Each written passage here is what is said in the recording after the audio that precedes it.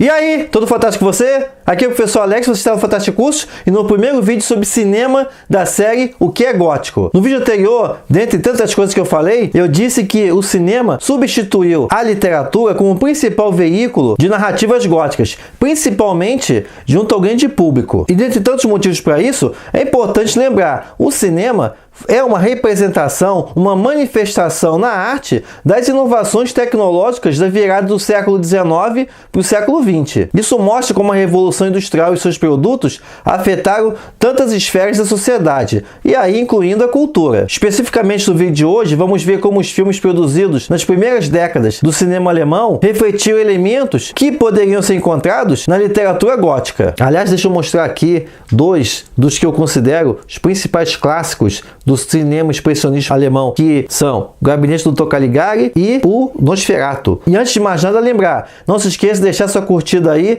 e assinar o canal. E se você perdeu algum episódio anterior da série, dá uma clicada aí em cima para ficar por dentro. Como o próprio nome está dizendo, o expressionismo alemão teve seu principal desenvolvimento na Alemanha, mas a chamada arte expressionista nasceu, na verdade, no campo das artes plásticas, e daí se disseminou para a literatura e para o cinema. E essa vanguarda artística já vinha ganhando forma desde os últimos anos do século XIX. Basta a gente ver, por exemplo, em um quadro como O Grito, de 1893, que ali já está bem refletindo vários elementos que viria a ser desenvolvido nos filmes expressionistas. Então, por exemplo, quando a gente dá uma boa olhada no quadro O Grito, do München, a gente percebe essa força expressiva das linhas, a redução das formas, né? E como tem todo o simbolismo por trás do uso das cores. Esse ser andrógeno, a gente não sabe se o que o Munch está representando no quadro, se é um homem ou uma mulher, marca bem essa angústia do ser humano de fim de século, preso num turbilhão de mudanças que ele não consegue compreender direito. Todo o ambiente finisecular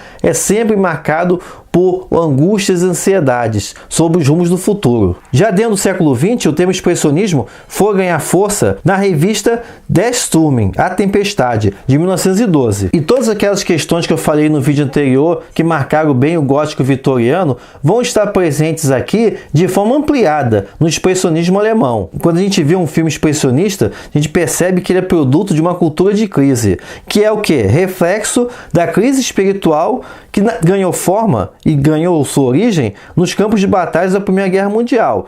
Aí, isso é sempre importante lembrar, a Primeira Guerra Mundial foi de longe muito mais traumática que a Segunda Guerra Mundial. Foi uma guerra que despedaçou não apenas física, mas também espiritualmente toda uma geração. E isso acabou despertando sentimentos de terror que estavam bem escondidos na psique alemã. Toda aquela esperança, toda aquela glória do imperialismo germânico acabou se transformando no quê? Transformando em um sentimento de derrota, de humilhação e de desespero. E outra coisa que o expressionismo alemão reflete são justamente as pesquisas que estavam acontecendo no campo da mente humana. O que a gente vê, como por exemplo em um filme como O Gabinete do Dr. Caligari, é a mente perturbada do narrador. Esse olhar dentro da mente perturbada dos indivíduos lembra muito, e eu falei dele na ocasião, o gótico americano de Edgar Allan Poe. E nessa atmosfera marcada por ceticismo, por desespero e de incertezas, o horror ganhou força. Depois das caras dos primeiros anos do cinema, nas produções do francês Georges Méliès,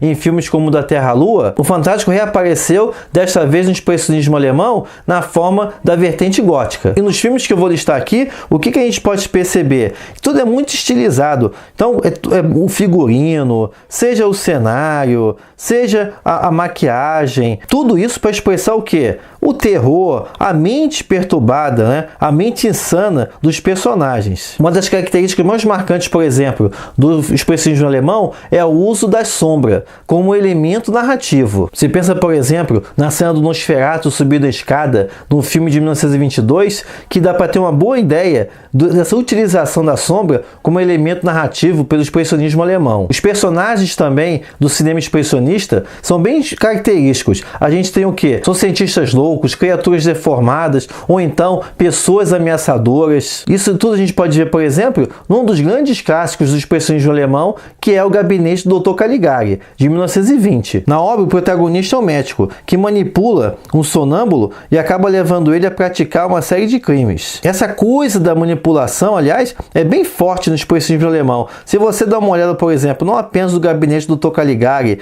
mas também em outros filmes, como por exemplo, o Golem, de 1920, ou Nosferatu, de 1922, ou ainda no Fausto, de 1926, você vai ver isso, essa coisa de indivíduos sendo manipulados por outros, o que reflete esse sentimento de manipulação de que o ser humano no século XX é, na verdade, um ser manipulado por forças externas e superiores a ele. Lembrando que essa questão da manipulação também está presente no Metrópolis, de 1927, que eu já tive a oportunidade de falar lá no vídeo da série O que é Ficção Científica. E todas as regras dessa escola cinematográfica, ou seja, a maneira exagerada na representação dos atores, ou então esse ambiente onírico, sempre remetendo aos sonhos, que vão apontar também o sombrio da alma humana, ou ainda essa representação e contraste da fotografia recortada, a gente percebe até hoje. Se você pegar, por exemplo, um filme como Sweeney Todd, O Barbeiro da Rua Fleet,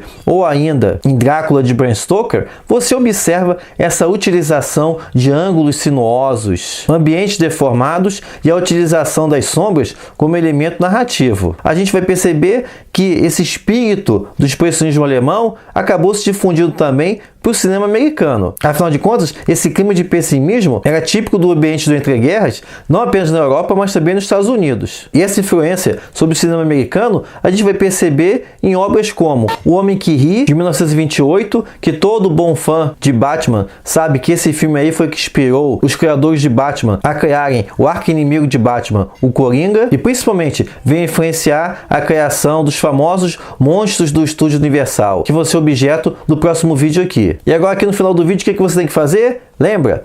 Deixa sua curtida, assina o canal e avisa para geral que a série Gótico está rolando aqui no Fantástico Cursos. A gente se vê então no próximo vídeo e até mais!